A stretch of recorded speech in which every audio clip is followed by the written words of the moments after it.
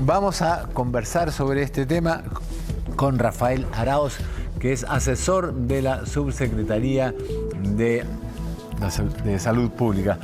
Don Rafael, muy buenos días. ¿Cómo está usted? Bien, tocayo. ¿Usted? Muy bien, muchas gracias. A ver, estamos hoy día con 14.400 y fracción. ¿Está afectado esto por la baja que tiene siempre el fin de semana el número de testeos y de casos? Está afectado por un rezago natural que tenemos durante toda la pandemia, porque no somos capaces de diagnosticar, ¿cierto?, o de enterarnos en el mismo día de un caso. Por lo tanto, hay que hablar que estamos alrededor de 15.000, ¿cierto?, independiente del número exacto sea 14.500.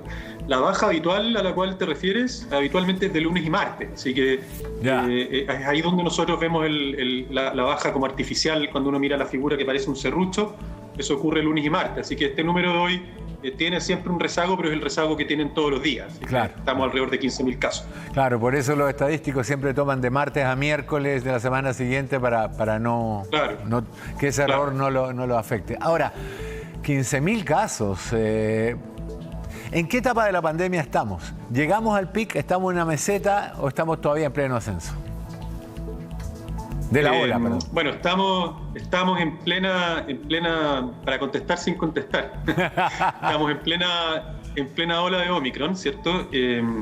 Si uno mira las últimas cifras diarias, uno ve una tendencia al alza que se mantiene, pero la velocidad con la cual iban subiendo los casos se ha ralentizado. O sea, tenemos un aumento que día a día está siendo menor, y eso se refleja en que las últimas estimaciones del R efectivo también han mostrado que ha caído.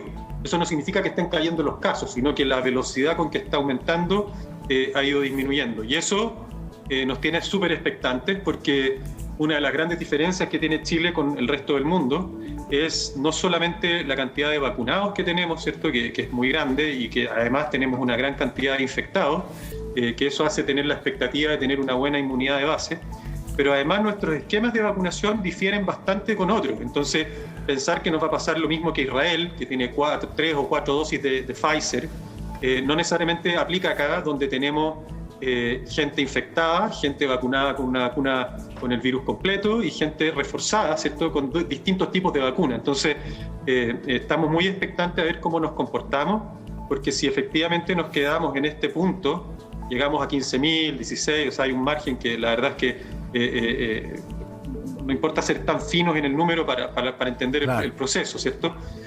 Sería bastante inédito. Ahora, pero nos faltan un par de puntos. El R que sacamos el domingo en la noche y el de la próxima semana más avanzado nos va a decir definitivamente si esto se frenó o si es algún artefacto, por ejemplo, de que la gente se fue más de vacaciones y está testeándose menos, etcétera. O sea, pero estamos muy expectantes a ver cómo nos comportamos, porque hemos observado esta disminución, no de casos, pero de velocidad de aumento en los últimos días. Esta semana se dio a conocer una información bastante preocupante de 1.300 pasajeros que entraron a Chile en el aeropuerto, a los que se les detectó COVID por la test de PCR que se le hace y que nunca fueron ubicados. Se los llamó por teléfono y no estaban y simplemente no fueron ubicados. Estas 1.300 personas, que debemos presumir que un porcentaje importante tienen Omicron, ¿debería provocar un alza de contagio en el plazo de 2 semanas? No, está por verse. La verdad es que yo creo que el gran impacto que tiene tener una política de frontera de alguna manera exigente, da lo mismo, hay distintas alternativas, pero que sea exigente, nosotros pensamos que la nuestra es exigente, es sobre todo evitar las importaciones iniciales. Si uno trata de diferenciar lo que pasó en Chile versus otros países que tuvimos episodios aislados de importaciones, brotes controlados, y una vez que ya hay transmisión comunitaria, ya el virus sigue su propio camino. Ahora, si me preguntan que entre 1.000 casos que no teníamos, obviamente le inyectamos un número importante de casos y no es positivo. O sea, no estoy tratando de decir que no importa, pero sí que probablemente la dinámica de la pandemia ya estaba antes que eso con su propio curso. Mucha gente sale de vacaciones por estos días. ¿Cuáles son los lineamientos generales que deberían seguir para cuidarse? O sea, yo creo que está bien tener vacaciones. Yo creo que es súper necesario que la gente descanse y pueda disfrutar de la vida. Pero estamos en plena pandemia y tenemos todavía incertidumbre. Si bien todos pensamos que Omicron tiene una característica distinta en cuanto a la gravedad de los casos, hay gente que se enferma grave, hay gente que se muere. No estamos seguros 100% quiénes van a ser esas personas. Por lo tanto, no seamos demasiado entusiastas en nuestra actitud y tratemos de hacer cosas que todavía son importantes y que son lateras. O sea, el uso adecuado de la mascarilla, el evitar, o sea, voy a decir los clichés a esta altura que todos se conocen, pero son importantes. Las aglomeraciones, las fiestas, sobre todo en gente más joven, ¿cierto? Como nosotros, Rafa, son importantes que bueno, que no nos olvidemos que ahí hay grandes brotes. O sea, en el fondo está lleno de ejemplos, ¿cierto?, de fiestas donde todo el mundo ha estado contagiado. Y eso, por supuesto, que dificulta todo. Yo entiendo que hay 2 años de aguantarse y que sobre todo la gente, no sé, porque está más en esa etapa de la vida, tiene muchas ganas de pasarlo bien y de salir, está bien. Pero si no lo hacen con responsabilidad y cuidándonos, vamos a seguir metidos en este problema. Entonces, es pan para hoy y hambre para mañana. Yo pido responsabilidad, conciencia, acordarnos que no ha terminado la pandemia, que se transmite por gritar, hablar de cerca, contacto. Entonces hay que ser consciente que estamos en eso.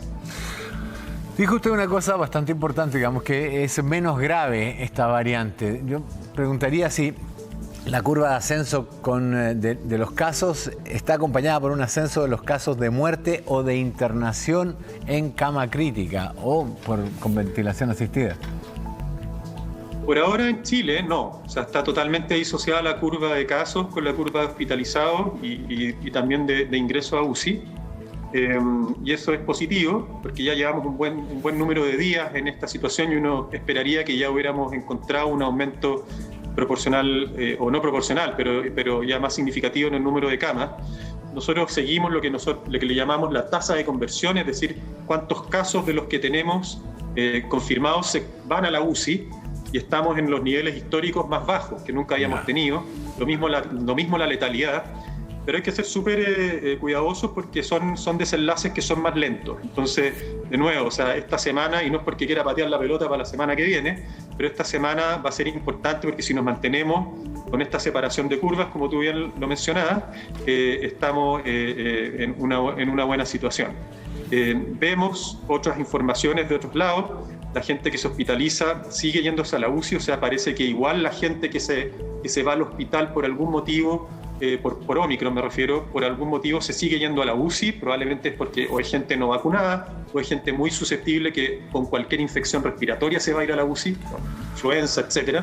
Entonces todavía no podemos tener el concepto de que Omicron no es grave, o sea, eso sería un error pensarlo. O sea, Omicron es menos grave o parece ser menos grave, ya sea por características propias del virus o por la vacunación, pareciera ser menos grave que las anteriores, pero sigue siendo bastante más grave que influenza y que influenza pandémica. O sea, que la influenza porcina, conocida por todos, sigue teniendo una letalidad mucho más baja que la que tiene Omicron.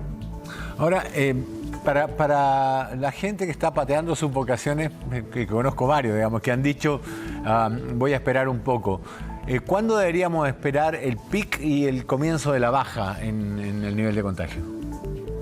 Esto ya viene por mi lado, no represento a nadie con esto porque en el fondo es proyección y es súper fácil equivocarse, pero si uno se compara con curvas que han sido parecidas a Chile en otras partes y no pasa nada raro, debiéramos esperar una disminución de contagio franca la segunda mitad de febrero. O sea, yo creo que el que quiere tener vacaciones va a tener que asumir que va a ser con la ola de Omicron activa y tiene que cuidarse un poquito más de lo que se cuida habitualmente en cuanto a la vida social y a los espacios públicos. Ahora, hablábamos del esquema de vacunación. Esta cuarta dosis, estuve leyendo, provocaba un aumento poco significativo de la cantidad de anticuerpos. De hecho, el informe decía que era de hecho era insuficiente para combatir a Omicron. Mi pregunta es, ya que era, creo que una investigación israelí, ¿cómo se da esa alza de anticuerpos en el caso de las vacunas del esquema heterógeno? O sea, Sinovac más Pfizer más AstraZeneca o CanSino. Nosotros el estudio de Israel es un estudio que igual hay que darle un poquito de seguimiento. Son informaciones casi en tiempo real y para ver el efecto de las vacunas y los cambios en anticuerpos igual necesitamos acumular gente. Dicho eso, lo que nosotros observamos con nuestro estudio de refuerzo, que es el primer refuerzo, es decir, tercera dosis, vimos que cualquier esquema, tanto el que usaba CoronaVac como el que usaba Pfizer o el que usaba AstraZeneca como tercera dosis, aumentaba en forma súper importante los anticuerpos, mucho más que lo que aumentaban los segundos dosis, me refiero. Y entonces, si uno piensa, ¿cierto? Hay un nivel en que ya no podemos seguir aumentando anticuerpos. Entonces, si ya esa persona que tiene tercera dosis y que elevó mucho anticuerpos, que se mantiene en alza, o sea, se mantiene muy arriba, yo le pongo otra dosis, quizás no va a elevar más y eso no significa que sea malo. Entonces, yo creo que más que mirar el nivel de anticuerpos, que es un marcador que por ahora no hay un número mágico que nos diga sobre tal nivel protege. Sabemos que es bueno tenerlo, pero no sabemos cuánto es lo necesario.